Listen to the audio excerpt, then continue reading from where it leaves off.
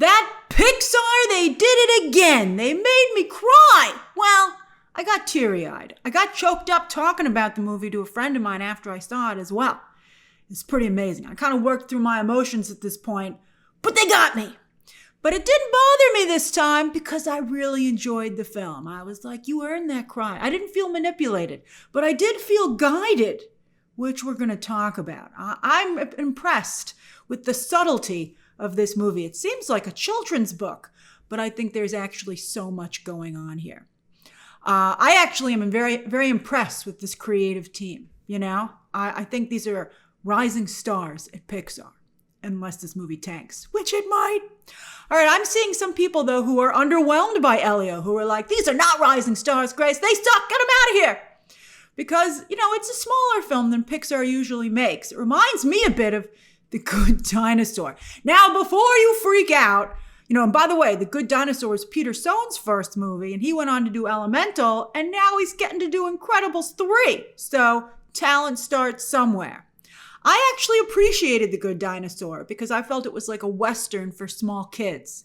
But this movie isn't that small. It's not that small. I would put it more on the level of, and I had to really search for a Pixar movie that was on the same level as. And I came up with Onward. Remember Onward? And not a lot of people ever talk about it because it kind of got lost in the shuffle when it opened right as the pandemic was starting. It didn't get hit as bad as Birds of Prey, but I think it came out like the week before or something like that. But I really liked Onward. Great movie. Really, really strong. The interesting thing about Elio is that it's very much aimed at kids and parents, but for movie fans, I think if you open yourself up to the film and what it's trying to say, you can be moved and inspired as well. And maybe learn some things. I learned some things. I think Elio's antisocial tendencies, I think, are experienced by people of all ages. You know, I mean, I even, to some degree, I saw myself and some of my family members in some of Elio's behavior. I have a family member who, when they were little, was left alone a lot like Elio was and had fantasies of what their life maybe should be. It's very interesting. I think they really tapped into, I mean, kids have complex feelings and emotions. Well, I guess it's the same thing, which this movie talks about. All right, so I went to the 2 p.m. showing today, Dolby format, and sure enough, there were a lot of kids and parents there. It's summertime, right? I guess school's out. The only trailer, by the way, that got a distinct reaction from the kids in the audience was Zootopia 2. As soon as and they can all read, good for them. As soon as Zootopia was written on the screen, I heard a chorus of little kids going, ooh, which I thought was adorable. So Disney can feel really good about that. And the kids, by the way, were totally quiet throughout the film. Some of them were making a lot of noise before the movie started, and I got a little nervous. I was like, maybe this won't be the ideal viewing experience. But they were plugged in when the movie started, and the movie's got that going for it. But then there were also a lot of single adults, myself included.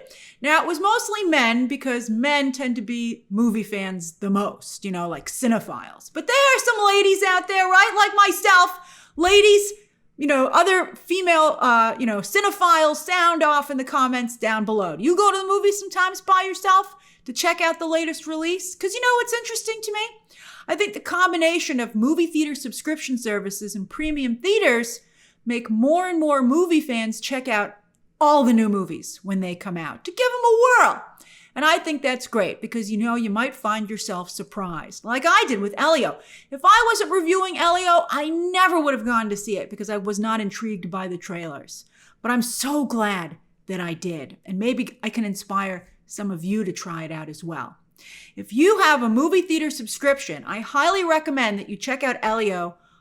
Can I get you to do it on a premium screen on Dolby? You're going to have to go in the afternoon because 28 years later has the Dolby screens in the evening, and then How to Train Your Dragon still has IMAX totally booked. But it's worth going out of your way to see a premium matinee.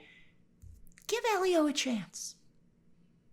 Speaking of subscriptions, you could subscribe to this channel for free.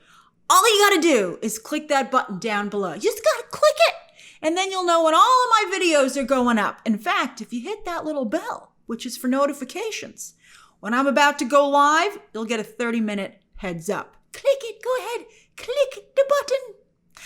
right, so to be honest, while the two opening scenes of Elio are classic Pixar, the first scene, I was like, oh, this is actually pretty good. Maybe Pixar actually has something here. I don't think they did a very good job advertising this movie. Because I was like, this is a little bit more, it's a little more interesting than I thought. And I knew that from scene 1. And then scene 2, which is a montage to Once in a Lifetime by Talking Heads. How did I get here? Is this my beautiful wife? Stuff like that. What a choice! I was like, maybe this movie's cooking. But then after those two scenes, I started to get a little nervous. I was like, oh, I don't know. Because it started to come to a boil too quickly. Like the movie became chaotic. And I wondered also if Pixar was really encouraging kids to try to get kidnapped. I was like, I feel this is a dangerous message, Pixar. And then when the aliens did show up, the world building seemed all over the place. So much so that I wondered if maybe Elio, who right before he gets transported by the aliens, is about to be punched in the face, I thought maybe he got knocked out and was dreaming. I was like, is this all going to be a dream? Like, that's how weird it was, because the alien universe had like dream logic. But as I wrote this in my notes, it occurred to me that perhaps that was intentional. I was like, is this movie doing things to my mind to lead me down an emotional and certain course, to break me down and build me back up like it's doing to Elio? I think it might have been, because they teed me up perfectly for this amazing action sequence in the third act, which is where I teared up. I was like, wow. Now, I'm not going to give away what it was, but let's just say, because I want to make my point as to why I was so moved, is that while it's conducted over ham radio, it made me think of the communities that are built on the internet, like the one that we have, and how there's like so much positivity and outreach. I just thought it was just so beautiful. All right, so what's Elio about? It's about a lot of things, and I think I got all the messages, but if you feel I missed one, I'd love to hear your feedback down below. But be careful, try not to have spoilers, and if you do, mark them as such. All right, so Elio feels devastatingly alone. And like a lot of lonely people, kids and adults, it makes him feel like a failure. And he develops a fantasy that there's a much better world somewhere there just out of reach, which causes him to ignore the real world around him, which is where, that's really what he should be concentrating on. Oh, isn't that interesting? I mean, I've read some really disturbing articles recently about AI, and I think, it's a similar situation. And I think, it's really sad that AI is taking advantage of how sad people are. All right, so let's extrapolate the individual messages. I like how the movie points out that it's not just Elio's, but humanity's search for alien life in the universe. What drives that is wondering if we're all alone. I think it's like feeling all alone. It's like, is Earth alone? But I think it's also like, am I alone? I never thought of it that way. It's like, are we alone in the universe? But I never thought of applying that to the individual, that it was an extension of feeling alone as an individual, that human concern or worry. I thought that was really a good observation. On that note, the movie also highlights that you can be surrounded by people on this great blue marble, even loved ones close in your life, and still feel alone. But the movie also points out that all you have to do is let down your barriers, reach out, and find your group. That was great. However, the movie, I think, is also very responsible. The movie points out that in order to be part of a community, family, or friends, you have to be open to it and also contribute to it. I thought that was great. There's also a beautiful line in the film spoken by a supercomputer. So the supercomputer is asked, who would win in a fight? I won't tell you who they ask about, although I think there was a missed opportunity there. But the computer answers, anyone who fights has already lost. And I was like, oh my gosh, I've never heard that before. Someone I'm sure is like, I've heard that. Never heard it. And that was like, I was like on the floor with that. I was like, wow, someone sewed that on a pillow and put it in like the world leaders' offices. That was incredible. Take a moment. Think about that statement. What do you think about that statement? The movie also points out that it's our quirks that make us special and unique. Who doesn't love that as a message, right? I mean, I won't give away the circumstances again, but there is a situation where both Elio and Glordon find out that their parents wouldn't be happy if they acted quote unquote perfect. I thought that was a really nice message. Because, it just strips away everything that makes you, again, special and unique. It's not your real self. And with kids, the movie shows that if you let adults into your life, that you tell them what's going on with you, they might not only take the journey with you, but they might even help facilitate it. That's great. And vice versa. Parents, the movie's telling you when your kid comes to you, say yes. And that's great. That's really nice. But also, I think that's to everybody. Say yes in life to yourself and to others. There's been a lot of focus on saying yes to yourself, but I like that this movie was like, say yes to others. I thought that was a great add-on to that. Even though it's a kid movie, and again, a hyper-creative one, this movie ate a lot of sugar. It did remind me of other more grounded family-oriented alien films, specifically Spielberg's E.T. and also Close Encounters of the Third Kind. It reminded me of that a little bit, and that's impressive, because I guess that's the Pixar quality in there. I was worried about bad things happening to Elio with the aliens. And again, I don't think Pixar should encourage kids to go off with strangers. I think that's really bad. But also, I hope if you see this with kids, I hope you make that clear to them. But also, I think part of me was putting my guard up with the aliens. I was like, strange and weird, stay back, stay back. So to see Elio's interactions with the aliens end up being so good for him, giving him self-confidence and the ability to grow as a person, I think there's, again, a life lesson there. So I think more focus, it's not the stranger that's good, but that's you should be wary of strangers, but being different from you, that is what you should not have your guard up against. It was really wonderful to see Elio come into his own as the movie progressed, to see him go from this closed off weird kid that you kind of did almost dismiss to becoming a real leader. That was amazing. Really smart little kid. Once given the opportunity, and also that he takes the opportunity. That's really important. He felt aliens were better than people. But because the aliens ended up being so human in their emotions and their flaws, I think it made him realize that if he could work it out with aliens, he could work it out with people as well. Oh, I'm telling you, man, Pixar digs deep. I think it also really helped the movie that the voice work is just like so good.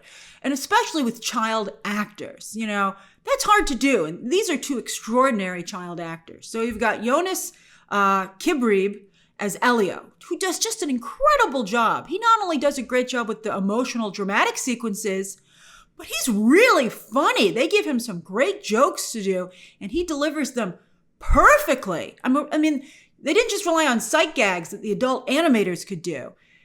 Jonas delivered these jokes really, really well. Same with Remy Edgerly as Glordon. There's a montage of them bonding as friends, and it was just really charming. I was like, this is adorable.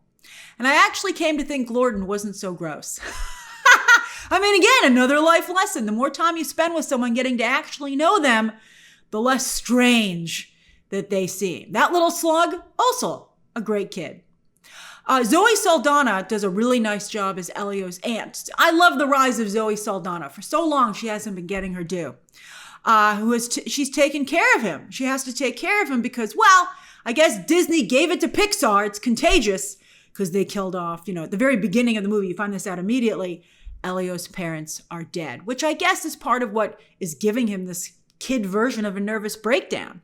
And, maybe his aunt should have had him go to therapy, but then I guess there'd be no movie. But yeah, I mean, you could even tell when watching the movie, you were like, I think Elio might need professional help. And I'm surprised it didn't occur to her, but, maybe that's a hard thing to do, particularly for kids. I think maybe parents and caregivers feel that that's really supposed to fall on them. Isn't that interesting? I never thought of that. That's very interesting. But there are some problems where I think you need help to navigate them. This family sure did. Pixar also continues its tradition of behind-the-scenes talent doing voice work. Peter Sohn, again, has done a lot of voices for Pixar. He's done a fabulous job. And here, Brandon Moon. The reason I looked this guy up is because I was like, who voiced this character? He was the best of the aliens. And it's someone from Pixar's story department. And he just did a really fantastic job. He was great. The only voice that I didn't like was Brad Garrett. Not because he didn't do a good job. He was fine. But his voice is just so familiar at this point, it kind of took me a little bit out of his scenes. I was like, Brad Garrett. But I didn't track Shirley Henderson's voice or Jamila Jamil, and they were excellent. They both did a really nice job. And I also really liked the animation. Now, as I said, the world building, particularly with the aliens, was very chaotic. But the more and more I think about it, the more and more I think that was intentional. First of all, because it's aliens, so of course it would be jarring to us humans, right? And they achieved that. And also the alien scenes were still, even in their chaos, undeniably beautiful. Almost like heaven. And that makes me wonder if that's emotionally tapping into what's going on with Elio's parents having died, right? Like a nod to the great beyond. That Pixar, they always get you. And also, it was designed very much like the great beyond in Pixar's Soul, only a lot richer. It was just, at first I was like, but then by the end of the movie, and you'll know the moment when you see it, I was like, that's beautiful. I mean, it was very moving. And the scenes on Earth were also very well realized, not only in the animation, but in that they were designed as a contrast to the alien world. So like they were more drab in terms of the colors, right? But I think that's to show that it's reality. Like that's the real world that you have to deal with. And so, it might be a little bit less, sensory, but at the same time, they made it still very cozy and peaceful. It felt like home, which I thought was really nice. It's interesting also that they chose the military world for Elio and his aunt, because not only does that put them in striking distance of aliens, but it also provided this world of strict order compared to the free-thinking chaos of the aliens. So that was also very interesting. As for the faces, there's been a lot of debate about Pixar continuing to move in the direction of Wallace and Gromit and, also Aardman overall. But, I thought the faces in Arthur Christmas looked great. But for some reason, I liked the animation style here, particularly as the movie progressed. The human characters came to feel very real to me, very tangible, like they were alive. And I really felt that. They felt more real to me than the characters in Turning Red or Luca. I thought it worked. But clearly audiences have spoken and they prefer the human animation of like The Incredibles, Inside Out, and Toy Story. I mean, of course, Pixar is improving that all the time and the humans in those franchises have evolved, but I think that's the direction that audiences clearly want to go in. And if Pixar wants broader appeal, which means more box office, they got to go back to that direction. I think this is a little too cartoonish and it makes the content feel limited. I'll never forget when I was growing up going to Pixar movies, it amazed me to see so many adults at the movie theaters for what was supposed to be a kid's movie. Because, a long time ago, adults didn't, not to the degree they do today, they didn't go to movies for kids. Pixar was like the first A24, but like on a bigger scale with like blockbusters. They made a lot of money right off the bat. But, it was like that, it was intellectual, maybe a better description is like Nolan and Ryan Coogler, right? Like that's what Pixar did for animation. It's sad. I think they're still doing it to a degree. They're holding on to that, I think, a little bit. I don't know. They have to try and recapture that. But I think, who is Pixar making movies for? And I think, to be honest with you, I think they're making movies for adults. I think that's been their secret formula. And kids can come too. Something that it's accessible to everybody, but leans adult. What do you think? I'd be curious to hear your feedback on that. And this movie leans a little bit more towards kids. But I hope that some adults will give it a chance. And I also have to tell you that I don't think it would be as good on a smaller screen. Even if you have a big screen TV, it's not going to be as amazing as seeing it on a big screen, a premium screen. I really appreciated the Dolby screening because it was like being in space. It really enveloped you like the movie is supposed to. I really would recommend that. So that's my review of Elio, which I highly encourage you to see as a Dolby matinee. Do it, please give it a whirl. And do it quickly because F1 is going to kick it off of Dolby screens. F1 takes over Dolby and IMAX screens in just a week. They need to build more premium screens. All right, so share your thoughts down below. Thank you for joining me for this review. Subscribe today. And of course, as always, you can check out some more videos right now.